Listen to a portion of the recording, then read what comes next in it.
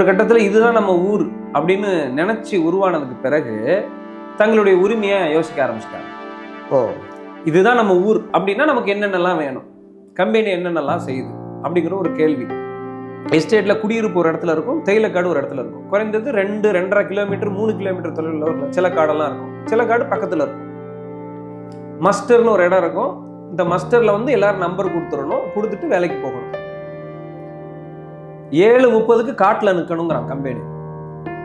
என்ன செய்வாங்கன்னா, நீ இன்னைக்கு 20 ரூபாய்க்கு வேலை பார்த்துருக்க, 2 நிமிஷம் லேட்டு, உனக்கு 2 ரூபா குறைச்சிக்கிறோம் இப்படின்னு இருக்கும். அப்ப டாக்டர் வராரு, ஐயா வராரு, இப்படிங்கிற ஒரு கேள்வி. அப்போ அவர் வர்றதுக்கு முன்னாடியே ஒரு பெரும் பிம்பம் கொடுக்கப்படுது. உயரமா இருப்பாரு, அழகா இருப்பாரு, நிறமா இருப்பாரு, ஷூ போட்டிருப்பாரு, ஃபுல்லன் போட்டிருப்பாரு, தங்கத்துல மாதிரி வாட்ச் போட்டிருப்பாரு, கேன்வாஷ் போட்டிருப்பாரு, இப்படின்னு ஒரு ஒரு பெரிய பிம்பம் கொடுக்கப்படுது. ஏன்னா எஸ்டேட்ல அப்படி யாரும் எங்களுக்குள்ள கிடையாது. விடிச்சு விடியாமலும் அடிச்சு கிளப்பி அதிரடிப்படையோட வந்து இறங்கினாங்க. கண்ணில் பட்டவங்க எல்லாம் அடிச்சாங்க. ஊத்துல அடிச்சு வீட்டுல இருந்து நிறைய பேரை தூக்குறாங்க. அதனால ஊத்துல மட்டும்தான் அதுல மொத்தம் 127 பேர் கைது. அதுல 50 பேருக்கு அதிகமா ஊத்துக்காரங்க. ஏன்னா அங்க அடிச்சு கண்ணில் வந்துட்டா அது தெரியாது. இன்னொன்னு, எங்க ஊர் எப்படின்னா, போலீஸ் ஸ்டேஷன் வந்ததே ரொம்ப மாஞ்சொல்லியில் ஒரே ஒரு போலீஸ் ஸ்டேஷன் இருக்கு. சப் இன்ஸ்பெக்டர் தான் இருப்பார், இன்ஸ்பெக்டர்லாம் கிடையாது. அந்தோணி முத்துன்னு ஒருத்தர் வெட்டி கொன்றாங்க. அவர் சூப்பர்வைசரா இருந்தவர். வெட்டுனது அந்த நேரம் 11 பேர். அதுல டாக்டர் கிருஷ்ணசாமி உட்பட குற்றவாளிகள் 11 பேர். 8 பேர் எஸ்டேட்ல தொழிலாளிகள். புதிய தமிழகத்தை சேர்ந்த கிருஷ்ணசாமி, டாக்டர் கிருஷ்ணசாமி ஒரு குற்றவாளி, கிருஷ்ணகாந்தன் யாதவ்னு சொல்லி அவங்க கட்சியினுடைய அமைப்பு செயலர் ஒருத்தர், அப்புறம் பாதிரியாரா இருந்த அந்த பால் ரத்னசாமி, இப்படி 3 பேர். மாஞ்சோலை தேயிலை தோட்டம் சொன்னோடனே மாஞ்சோலை மட்டும்தான் இருக்கே ஒழிய, நீங்கள் சொல்கிற மாதிரி மாஞ்சோலை இருக்குது, நாலுமுக்கு இருக்குது, குதிரை வெட்டி இருக்குது, ஊத்து இருக்குது.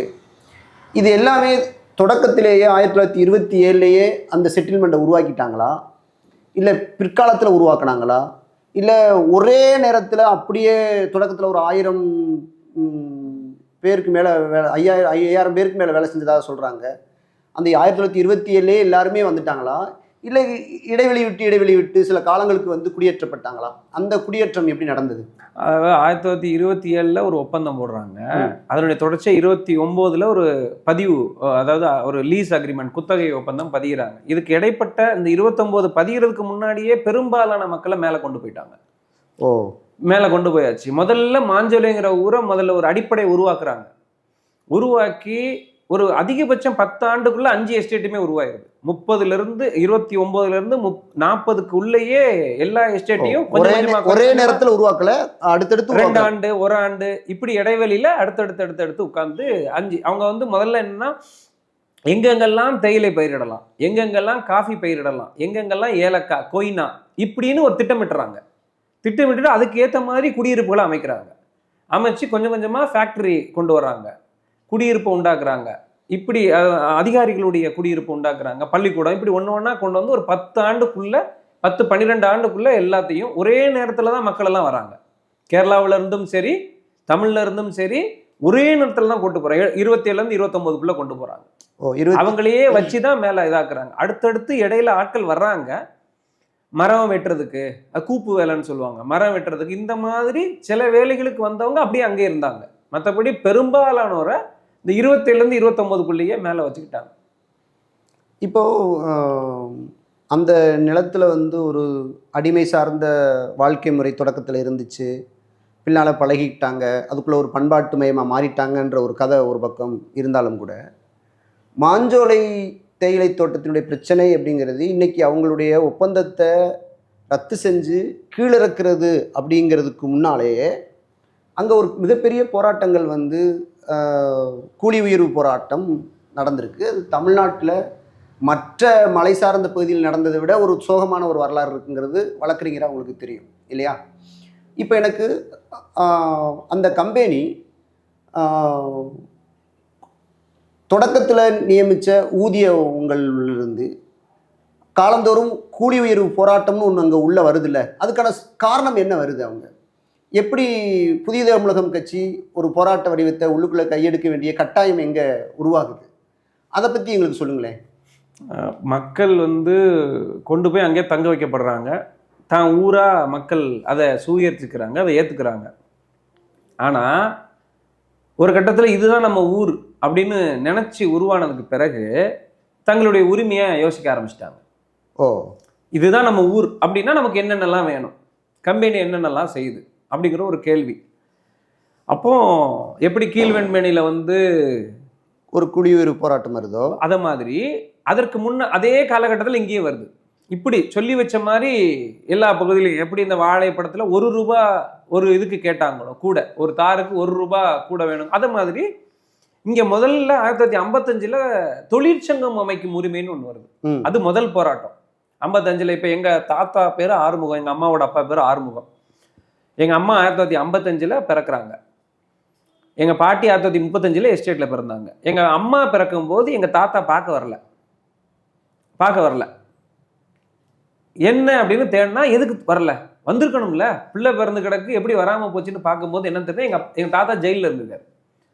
எதுக்கு 1955 ஜெயிலுக்கு போனாருன்னா, எஸ்டேட்ல தொழிற்சங்கம் அமைக்கிறதுக்கு ஒரு பெரும் பிரச்சனை வந்திருக்கு. அப்போ எஸ்டேட்ல வேலை பார்க்குற ஒருத்தர், ஒரு லேடி இருக்காங்க, ஒரு தொழிலாளி, அவங்கள கல்யாணம் பண்ணவங்க வந்து எஸ்டேட்ல வேலை பார்க்கல, கல்யாணம் பண்ணிட்டு துணி விற்கிறார். அப்படி துணி விற்பதற்காக இங்கே மாதிரி நம்ம கடைக்கு போய் மாதத்துக்கு ஒரு முறையோ விடுமுறைக்கு ஒரு முறையோ இப்போ எடுக்கிற மாதிரி எஸ்டேட்டில் இல்லை. எஸ்டேட்டுக்கு எல்லாமே மேலே வரும். எங்களுக்கு மாதந்தோறும் 7ஆம் தேதி சம்பளம், தினக்கூலி. ஆனால் மாதந்தோறும் 7ஆம் தேதி தான் சம்பளம் போடுவாங்க. இந்த 7ஆம் தேதி பெர்மனண்ட் நிரந்தர பணியாளர்களுக்கும் பெர்மனண்ட்டுக்கும், 10ஆம் தேதி டெம்பரவரின்னு சொல்லக்கூடிய ஒப்பந்த பணியாளர்களுக்கும் எல்லாருக்கும். அந்த இது இருக்கும்போது இந்த 7ஆம் தேதியிலேருந்து 15ஆம் தேதிக்குள்ளே தான் காசு இருக்கும் எல்லார் கையிலையும்.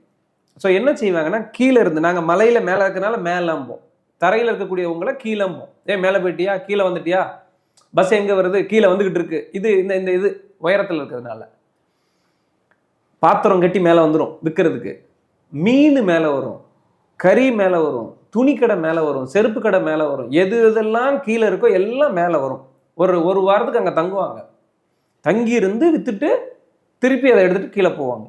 இப்படி தான் நடக்கும். இப்படி சூழல்ல அப்படி விற்பதற்கு வந்த ஒருத்தர் திருநெல்வேலியில் மஜிரா கோட்ஸ்னு, அப்போ விகேபுரம்னு ஒரு ஊர் இருந்துச்சு, அந்த ஊரில் வந்து மஜிரா கோட்ஸ்ன்னு சொல்லி மதுரா கோட்ஸ்லேருந்து துணியை வாங்கிட்டு விற்க வர்றார். அந்த மஜிரா கோட்ஸில் தொழிற்சங்கம் இருக்கு. அங்கே கிடைச்ச அனுபவத்தில் ஆறுமுகம்னு ஒருத்தர் ஐஎன்டியூசி, அந்த காங்கிரஸ் கட்சியினுடைய தொழிற்சங்கத்திலேருந்து மேலே வர, அவர் மக்களை திரட்டுறார். கீழே இருந்து ஐஎன்டியூசி தொழிற்சங்கத்தோட தொடர்பு கொண்டு, அது எப்படி இவ்வளவு தொழிலாளி இருக்கிற ஒரு ஊரில் 1951 டாக்டர் அம்பேத்கர் தொழிலாளர் நல சட்டம் கொண்டு வந்துட்டார். தோட்ட தொழிலாளர் சட்டம் வந்துருச்சு. அதற்கு முன்னாடியே தொழிற்சாலை சட்டம் வந்துடுது. இப்படி தொழிலாளர் நலனுக்காக சட்டங்கள்லாம் வந்ததுக்கு பிறகும் தொழிற்சங்கம் அமைக்க உரிமை எப்படி மறுக்க முடியும்? நாங்கள் கிளம்பி வரோன்னு மக்களை கூட்டிட்டு வந்து கீழே அம்பாசமுத்திரம் பகுதியில் கூடி மேலே வர்றாங்க. ஒரு இயக்கம் கட்டுறாங்க. ஐஎன்டிசி இயக்கம் வருது, தொழிற்சங்கம் வருது. கம்பெனி மறுக்கு, தொழிற்சங்கம் அமைக்கும் உரிமை நாங்கள் மறுக்கிறோம், கூடாது, நீங்களெல்லாம் கூலி, உங்களுக்கெல்லாம் தொழிற்சங்கம்லாம் கிடையாது அப்படின்னு மறுக்குது. பெரும் போராட்டம் வருது. காவல்துறை போய் காவல்துறையிட்ட போய் கம்பெனி என்ன புகார் செய்யுதுன்னா, எங்களை அடிச்சுட்டாங்க, எங்கள் கடையை அடிச்சு நொறுக்கிட்டாங்க, எங்கள் வீட்டை அடிச்சு நொறுக்கிட்டாங்க, சேதம் விளைவிச்சிட்டாங்கன்னு சொல்லி கொஞ்சம் பேரை கைது பண்ணுறாங்க வழக்காக்கி. அப்படி கைதானதில் எங்கள் தாத்தா ஒரு ஆள். அவர் வந்து அப்போ தான் மணிமுத்தாறு அணைக்கட்டு கட்டுறாங்க. அந்த கைதிகளையெல்லாம் அன்னைக்கு அணைக்கட்டு கட்டுவதற்கு பயன்படுத்தியிருக்காங்க. இது போராட்டம் எங்களுக்கு தெரிந்த 1955. அதுக்கு அடுத்து பார்த்தீங்கன்னா அடுத்த 10 ஆண்டுல அடுத்த போராட்டம் வருது. 1968 என்ன வருதுன்னா, ட்ராலின்னு ஒன்று கொண்டு வராங்க. அந்த ட்ராலின்னா என்னன்னா, தேயிலை காடு எப்படி இருக்கும்னா, தேயிலை வந்து மரம், செடி கிடையாது. நாங்களே ரொம்ப நாள் செடின்னு தான் சொல்லுவோம், தேயிலை செடின்னு தான் சொல்லுவாங்கன்னா, தேயிலை மரம். அதை வெட்டி வெட்டி வெட்டி விட்டுக்கிட்டே இருக்கிறதுனால அது மரமா இல்லாமல், எப்படி வீட்டில் போன்சாய் மரம் வைக்கிறோமோ அதை மாதிரி தான் அது. அதுக்கு மேலே வளராது. தேயிலையை விட்டுட்டா அது பெருசா தடியா வளரும், உயரமா வரும் மரம் அது. அந்த தேயிலை வந்து 2 தேயிலை எப்படி நாற்று நடுறோமோ வயக்காட்டில், அதே மாதிரி தென்னை எப்படி விடுறோமோ அதே மாதிரி நடுவில் நடந்து போவதுக்கான பாதையை விட்டு பண்ணுவாங்க. இந்த தேயிலை வந்து இப்படி அடர்த்தியாக வளரும். அப்போ நடுவில் நடந்து போகிறதுக்கு பேர் நிறைன்னு சொல்லுவோம், ஒரு நிறை. இந்த நிறையில வந்து என்ன செஞ்சாங்கன்னா, தேயிலையெல்லாம் பறித்து, இப்போ நான் இருக்கேன்னா இந்த பக்கம் ஒரு நிறை பறிப்பேன், இங்கிட்ட ஒரு நிறை பறிப்பேன், அடுத்த ஆள் வந்து அங்கிட்டும் இங்கிட்டும் இப்படி போகும் ஒரு நிறை. அப்போ தேயிலையை பறித்து முடித்து ஒரு பொட்டலம் கட்டுவேன். ஒரு பொட்டலம் கட்டி தலையில் சுமந்து கீழே கொண்டு வரணும். இப்படி கொண்டு வருவதற்கு சிரமமாகுது, கொண்டு வர்றதுக்கு யோசித்து மக்கள் கம்மியாக பறிக்காங்க, அப்படிங்கிற நோக்கத்தில் கம்பெனி வந்து ட்ராலின்னு ஒரு ஒரு தள்ளு வண்டியை கொண்டு வரோம். பறித்து தள்ளு வண்டியில் போட்டுக்கணும், தள்ளு வண்டியை தள்ளணும். ஒரு ஆள் நடந்து போகிறதே அங்கே சிக்கல் இருக்கும். ஏன்னா மலைப்பகுதி ஏத்தமும் இறக்கமாக இருக்கும், கல்லும் முள்ளும் அப்படி இப்படி இருக்கும். அதில் வண்டியை தள்ளிட்டு போகிறதுக்கு முடியாது. இதனுடைய தொடர்ச்சியாக ஒரு பெரும் போராட்டம் வருது. கம்பெனி ஒரு 3 பேரை தொழிலாளியை டிஸ்மிஸ் பண்ணுறாங்க. அது ஒரு 1-1.5 ஆண்டு நடக்குது போராட்டம். அதுக்கப்புறம் அவங்க விடுதலையாகி வெளியே வராங்க. அதாவது டிஸ்மிஸை திரும்பி வாங்கி வேலைக்கு வராங்க. இது ட்ராலிங்கிறது 1968. அதே மாதிரி அடுத்து ஒரு போலி இட்லி போராட்டம் நடந்துச்சு. 3 இட்லிக்கு ஒரு பெரும் போராட்டம் நடந்துச்சு. என்னன்னா இரவு 12, அங்கே வந்து 3 ஷிஃப்ட்டு, ராத்திரி 12 to 8, காலையில் 6 to 12 இப்படி இருக்கும். தேயிலை நைட்டு வேலை நடக்கும். அப்படி இருக்கும்போது இந்த 12 மணிலேருந்து இரவு 12 மணிலேருந்து காலை மணி வரைக்கும் இருக்கிறவங்களுக்கு காலையில் 5 மணிக்கு 3 இட்லி கம்பெனி கொடுக்கும், கம்பெனி செலவில். காலையில் 4 மணிக்கு ஒரு ஷிஃப்ட் இருக்கும் இல்லையா, அந்த 4 மணி ஷிஃப்ட்டுக்கு வரவங்களுக்கு கிடையாது. அப்போ இந்த 4 மணி ஷிஃப்ட்டுக்காரங்க போய் கேட்குறாங்க. ஏன்னா ஒரே ஷிஃப்ட்டில் எல்லாரும் இன்னைக்கு நான் 12 மணினா நாளைக்கு நீங்கள் இருப்பீங்க. இப்படி தான் மாறும். ஒரு குறைஞ்சது 15 நாளோ இல்லை 1 மாதத்துக்கு ஒருக்க மாறிக்கிட்டே இருப்போம். அப்போ 12 மணி ஷிஃப்ட்டுக்கு கொடுக்குறீங்க 3 இட்லி, காலைல 4 மணி ஷிஃப்ட்டுக்கு ஏன் கொடுக்கறது இல்லைங்கிற கேள்வி வரும்போது கம்பெனி சொன்ன வாதம், அவங்க ராத்திரியே வந்துடுறாங்க, காலையில் 6 மணி வரைக்கும் 8 மணி வரைக்கும் வேலை பார்க்காங்க, 8 மணிக்கு போகிறதுனால பசிக்கும்ல. இந்த காலையில் 4 மணிக்கு வரவங்க அந்த சமூகம் என்ன அந்த வேலை வச்சாங்கன்னா வாதம்னா, நாங்கள் 4 மணிக்கு தான் வர்றோம், பட் நைட்டு 12 மணிக்கு வரவங்க முந்தின நாள் 8 மணிக்கு இரவு சாப்பிட்ற மாதிரியே நாங்களும் நைட்டு 8 மணிக்கு சாப்பிட்ருவோம். எல்லாரும் ராத்திரி 8 மணிக்கு சாப்பிட்ருவோம். 12 மணிக்கு வேலைக்கு வந்தாலும் சரி, காலையில் 4 மணிக்கு, காலையில் நான் 4 மணிக்கு வரங்கக்கா 3:30 எஞ்சி சாப்பிட்டு வர முடியாது. ஸோ எங்களுக்கும் வேணும். சாப்பிடாம தான் நானும் வர்றேன். நாங்களும் சாப்பிடாம தானே வர்றோம், எங்களுக்கும் அதே தானே. 3:30 நான் எப்படி சாப்பிட்டுட்டு வேலைக்கு வர முடியும்னு கேள்வி வருது. 3 நாள் தான் அந்த ஸ்ட்ரைக் நடந்துச்சு நாலுமுக்கு ஊரில். இட்லி போராட்டம். இட்லிக்கு 3 இட்லிக்கு கம்பெனி செல்ல 3 இட்லிக்கு பெரும் பிரச்சனை வருது. கம்பெனி வழக்கம் போல் பிரித்தாளும் சூழ்ச்சியெல்லாம் பார்க்குது. அதில் வந்து எல்லாரும் சிக்கலுக்குள்ள ஆவாங்க. தேயிலை தோட்டத்தில் வேலை பார்க்குற தேயிலை தொழிற்சாலை வேலை பார்க்குற எல்லாரும் சிக்கலில் வருவாங்க. ஏன்னா ஒரு சாரார் மட்டும் பாதிக்கல. இன்னைக்கு 12 மணினா அடுத்த மாசத்துல நீங்க 4 மணிக்கு வருவீங்கல்ல, 4வது கழிச்சு இவர் வருவார்ல, இப்படி மாறி இருக்கும். அதனால எல்லாரும் ஒன்னா நின்னாங்க. நின்று 3 நாள்ல அதை முடிச்சு கொடுத்துட்றான்ட்டாங்க கம்பெனி. கொடுத்து அது ஒரு இது நடந்துச்சு. 3வது வந்து அதுக்கு அடுத்து பார்த்தீங்கன்னா டைம் ஸ்ட்ரைக்னு ஒரு ஸ்ட்ரைக். அது 1988 வருது. ஒரு 10 ஆண்டுக்கு ஒரு ஸ்ட்ரைக் நடந்துகிட்டே இருந்துச்சு. 88 ஸ்ட்ரைக் வந்து இதெல்லாம் 4 முக்கில் நடக்கு. 88 என்னன்னா, நம்ம இங்கே இருக்கோம்னா எஸ்டேட்டில் குடியிருப்பு ஒரு இடத்துல இருக்கும், தேயிலைக்காடு ஒரு இடத்துல இருக்கும். குறைந்தது 2-2.5 கிலோமீட்டர் 3 கிலோமீட்டர் தொலைவில் ஒரு சில காடெல்லாம் இருக்கும், சில காடு பக்கத்தில் இருக்கும்.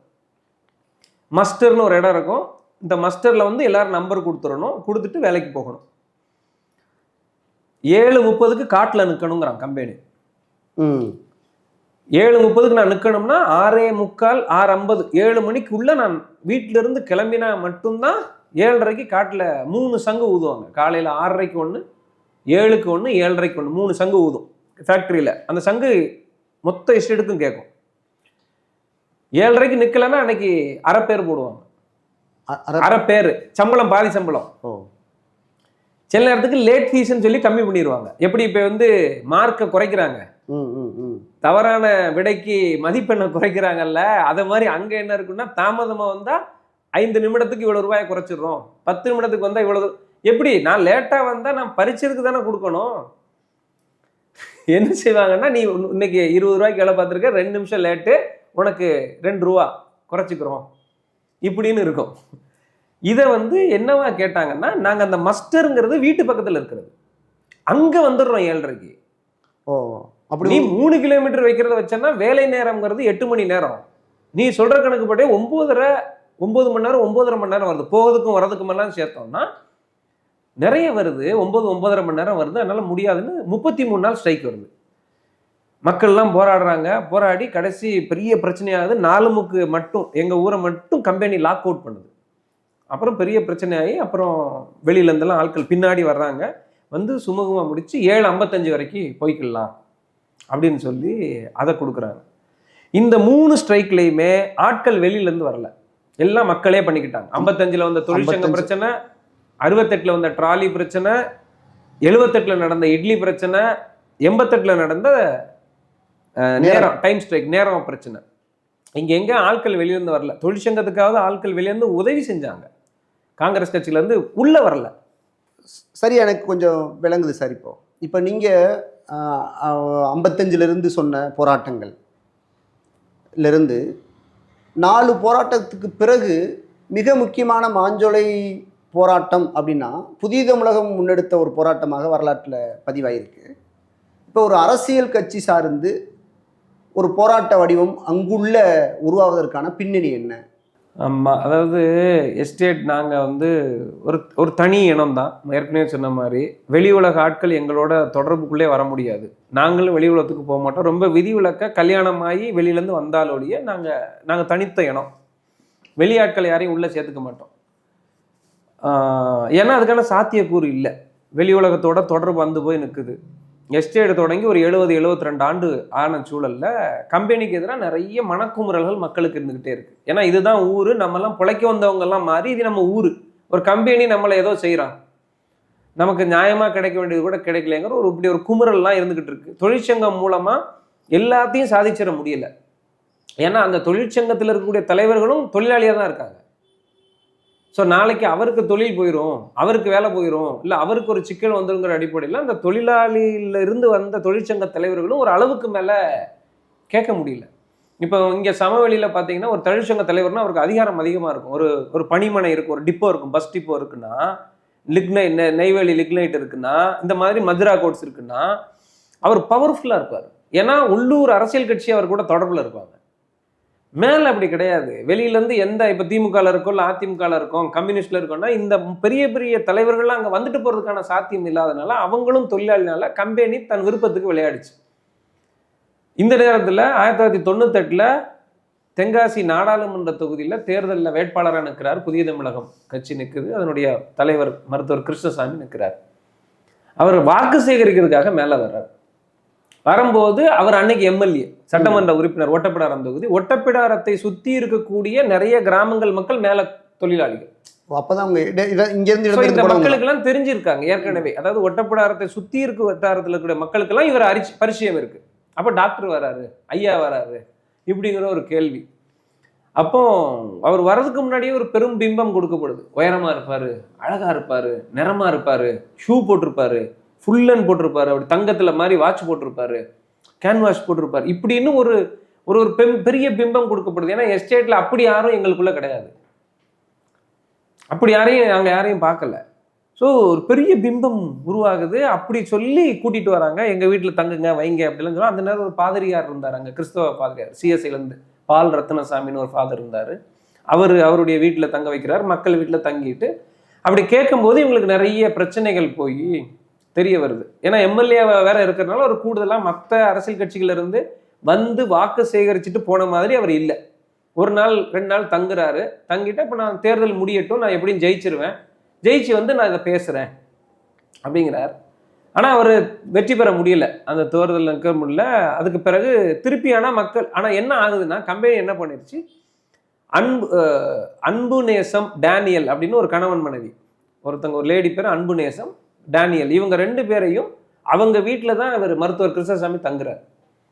அவங்களுடைய முனைப்பில் தான் மக்கள் எல்லாம் பார்க்குறாங்க. அவங்கள கம்பெனி என்ன பண்ணுதுன்னா காக்காச்சின்னு சொல்லக்கூடிய 8 கிலோமீட்டர் தொலைவில் இருக்க ஊருக்கு மாற்றுது. கேட்டதுக்கு என்ன, காக்காச்சும் ஒரே ஊர் தான், அதனால இது டிரான்ஸ்ஃபர் கிடையாது, ஒரே யூனிட் தான், இங்க இருக்கிற மாதிரி அங்க போய் வேலை பாரு. ஆனா வீடு இங்க. தினம் 8 கிலோமீட்டர் காட்டுக்கு நடக்கணும், 8 கிலோமீட்டர் வரணும். ஊருக்குள்ள இருந்தே பக்கத்துல இருக்க காட்டுக்கு வேலைக்கு போயிட்டு வருங்கிறது சாத்தியம் இல்லை. அவ்வளவு தூரம் அடர் வனம், அது கரடியெல்லாம் சாதாரணமா வந்துட்டு போற மாதிரி ஒரு இடம். அப்போ இவருக்கு கூடுதல் பிரச்சனை ஆகுது. என்னடா இது, நமக்கு உதவி செஞ்சதுனால இப்படி ஆக்குறாங்களே. அப்போ அவர் சில கோரிக்கைகளை வைக்கிறார், கம்பெனி மறுக்குது. அப்போ ஒரு 33 கோரிக்கைகளை எடுத்துக்கிட்டு மேலே மாஞ்சோலைக்கு வந்து 20/8/1998 ஆகஸ்ட் 20ஆம் தேதி 98 மாஞ்சோலையில் வந்து ஒரு பெரும் ஆர்ப்பாட்டம் நடத்தி, கம்பெனி அப்பவும் செவி சாய்க்கலை. அப்போ மக்களை கூட்டிக்கிட்டு நடந்தே கீழே இறங்குறாங்க. ஏன்னா 3 பேருந்து ஒரு நாளைக்கு எஸ்டேட்டுக்கு மேலே வரும். திருநெல்வேலியிலேருந்து 2 பேருந்து, பாவனாசிலேருந்து ஒரு பேருந்து. இந்த பேருந்தில் 33 பேர் தான் இருக்க முடியும். நாங்கள் ஆனால் 200-210 பேர் ஏறுவோம். ஏன்னா வேற வழி கிடையாது. இந்த தீபாவளி, பொங்கல், இல்லை விடுமுறை, சம்பள நாள், பள்ளிக்கூட விடுமுறை நாட்கள்லாம் அவ்வளோ பேர் ஏறணும். டாப்ல வரைக்கும் இருப்போம். எங்கள் ஊர் பயணமே அப்படி இருக்கும்.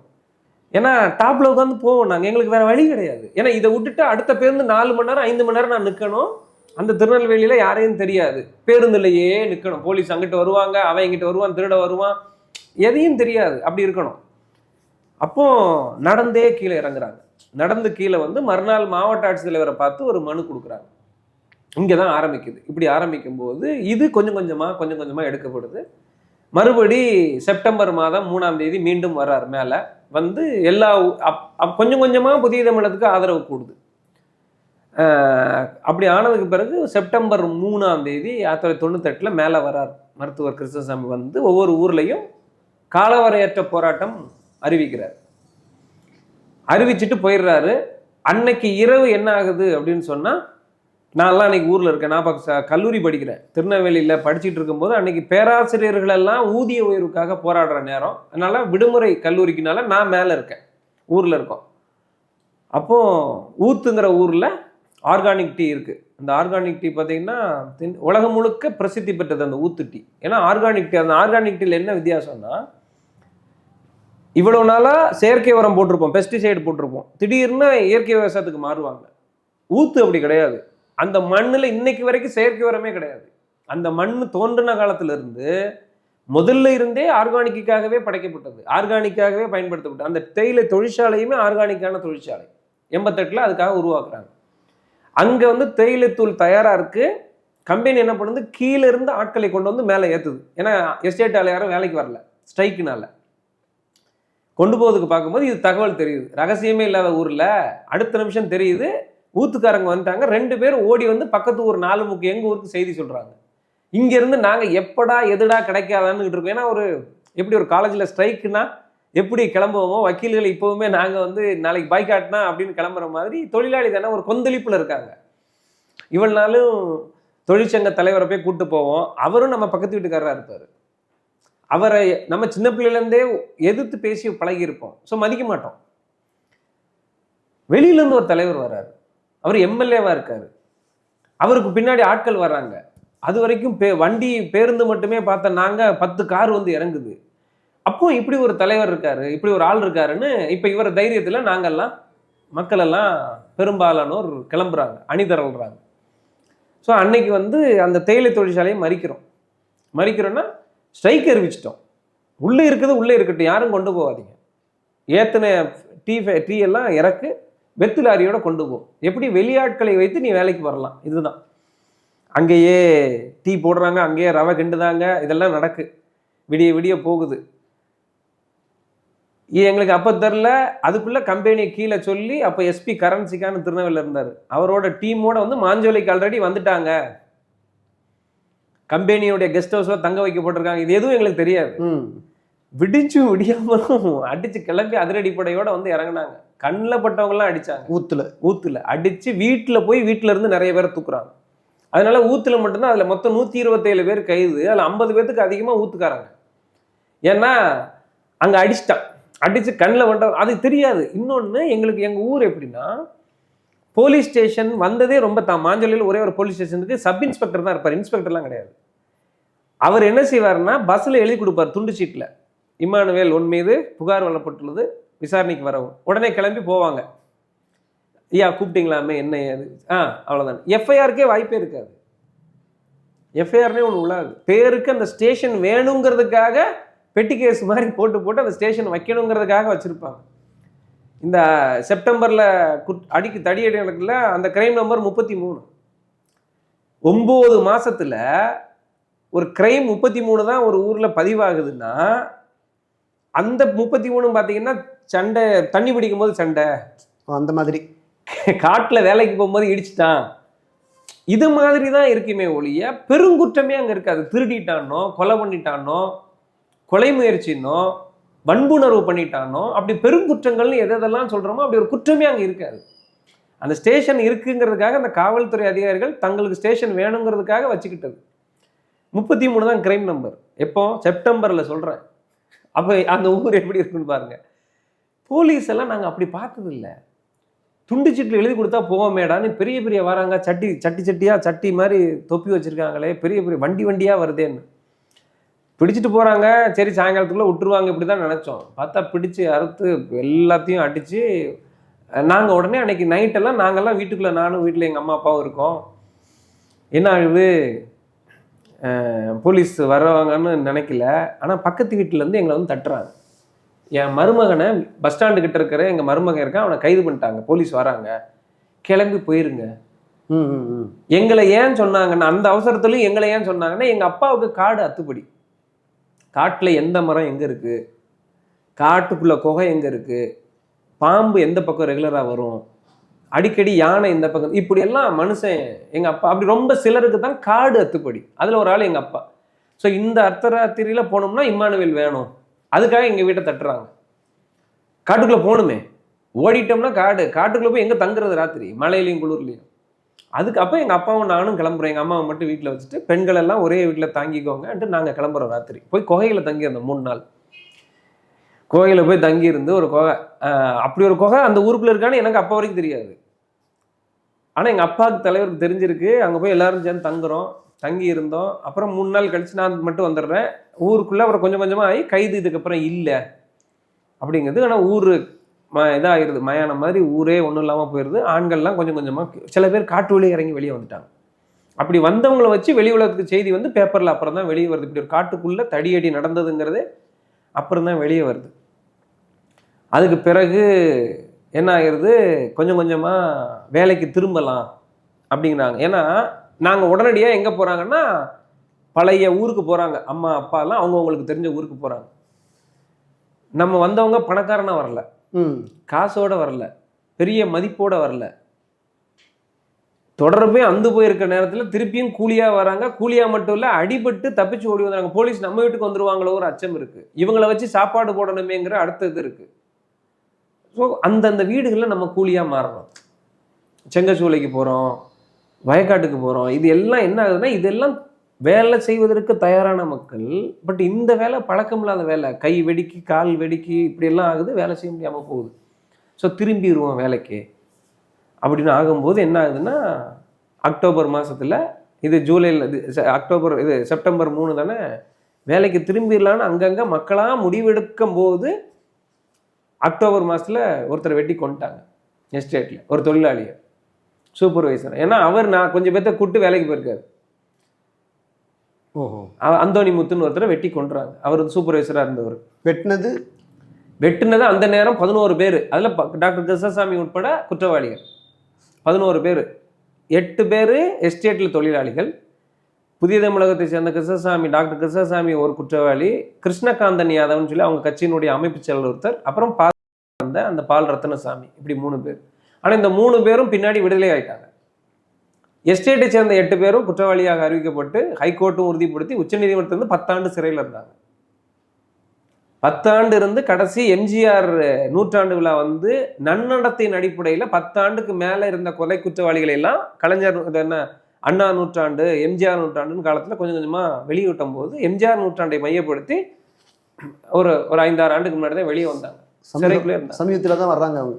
இப்போ தான் வெளியே வராங்க. ஸோ இந்த கொலை வந்த உடனே அச்சம் வருது மக்களுக்கு. ஐயோ வேலைக்கு போனால் கொன்றுவாங்க, ஐயோ அப்படிங்கிற இது மாறுது. அதாவது நம்பிக்கையாக இருந்தவங்கெல்லாம் எதிரியாக பார்க்கப்படுறோம். நம்மளை இவன் கொன்றுவானோ, இவன் நம்மளை கொன்றுவானோ, நம்மளை சொல்லிடுவாங்களோங்கிற ஒரு அச்சம் வருது மக்களுக்கு. ஸோ பேக் அடிக்கிறாங்க. ஒரு கட்டத்தில் பேச்சுவார்த்தையெல்லாம் நடந்து, இதுக்கெல்லாம் ஒரு 15 கட்டம் பேச்சுவார்த்தை வேற நடக்குது. நடந்து ஒரு கட்டத்தில் ஜனவரியிலேருந்து வேலைக்கு போயிடலாம் 1ஆம் தேதியிலேருந்து அப்படின்னு அறிவித்த உடனே டிசம்பர் 31 1998 எங்கள் அம்மா அப்பா உட்பட ஒரு 150 பேர் வேலைக்கு போயிடுறாங்க. அதான் அறிவிச்சாச்சு இல்லைன்னு. ஆனால் புதிய தமிழகம் என்ன பண்ணிருச்சு, எங்கள் தலைவர் கொடியேற்றி அவர் முறைப்படி சொல்லலைல்ல இப்படின்னு ஊர் இப்போ 2ஆ பிரியுது. டிசம்பர் மாதம் 31ஆம் தேதி வேலைக்கு போன ஒரு குரூப்பு, ஜனவரி மாதம் 5ஆம் தேதி வேலைக்கு போன ஒரு குரூப்பு. ஸோ லேட்டாக வந்தவங்கலாம் புதிய தமிழகம்னும், சீக்கிரம் போனவங்கலாம் கம்பெனி ஆட்கள்னு மாறுது, 2ஆ பிரியுது. எல்லாரும் 4.5 மாதம் வேலைக்கு போகாமல் இருந்தோம், எல்லாரும் சிக்கி சீரழிஞ்சாங்க, ஒரே நிலைமை இல்லை, எல்லாரும் திருப்பி வேலைக்கு வந்தது தான். இந்த 5 நாள் தாமதமாக வந்ததில் 2ஆ பிரியுது. பிரிஞ்சு அதுக்கப்புறம் முழுக்க முழுக்க அரசுக்கு எதிரான போராட்டமும் கம்பெனிக்கு எதிரான போராட்டம் எப்படி மாறுதுன்னா இவங்களுக்கு எதிராக எது எளிதானது இதுதானே.